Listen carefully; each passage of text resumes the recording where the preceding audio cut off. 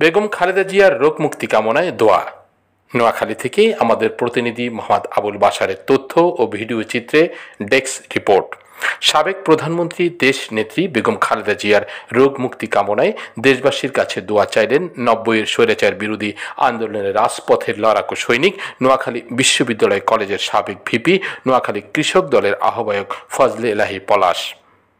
30 জানুয়ারি সুবর্ণচর উপজেলা চর clerk Lord Leonard চাষারায় উচ্চ বিদ্যালয়ের মাঠে কৃষক দলের সমাবেশে দেশমাতা বেগম খালেদা জিয়ার জন্য দোয়া কামনা করেন।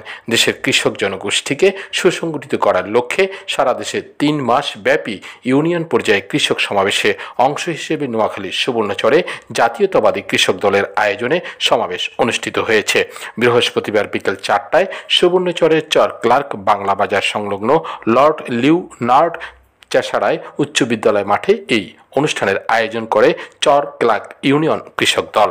অনুষ্ঠানে সুবর্ণ উপজেলা কৃষক দলের সিনিয়র সহসভাপতি ডাক্তার মাহফুজুল হকের সঞ্চালনায় ও চর ক্লার্ক ইউনিয়ন কৃষক দলের সভাপতি আবুল কাশেম মানিকের সভাপতিত্বে প্রধান অতিথির বক্তব্য রাখেন নোয়াখালী জেলা কৃষক দলের আহ্বায়ক ফজলে এলাহি পলাশ।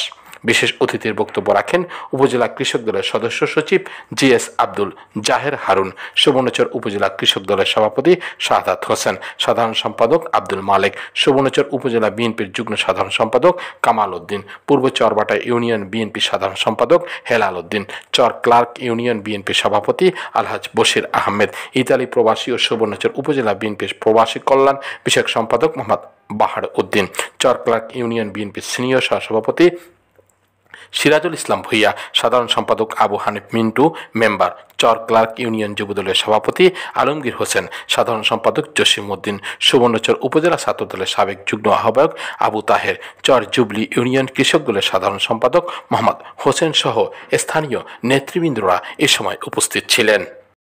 কৃষকদের হাতকে শক্তিশালী করার জন্য যা যা কিছু করার প্রয়োজন ইনশাআল্লাহ জনাব তারেক রহমান সাহেব করবেন।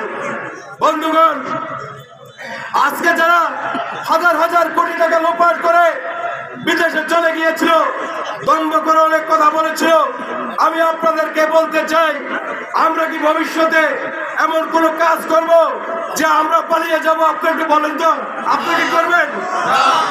যদি তাই হয় তাহলে আপনাদের কাছে আমাদের উদারত আহ্বান, শহীদ প্রেসিডেন্ট জিয়াউর রহমান যেমনি সাধারণ মানুষের সাথে কাঁধে কাঁধ মিলিয়ে এদেশের উন্নয়নের জন্য কাজ করেছে, আমরা সকলে শহীদ প্রেসিডেন্ট জিয়াউর রহমানের আদর্শকে লালন করব।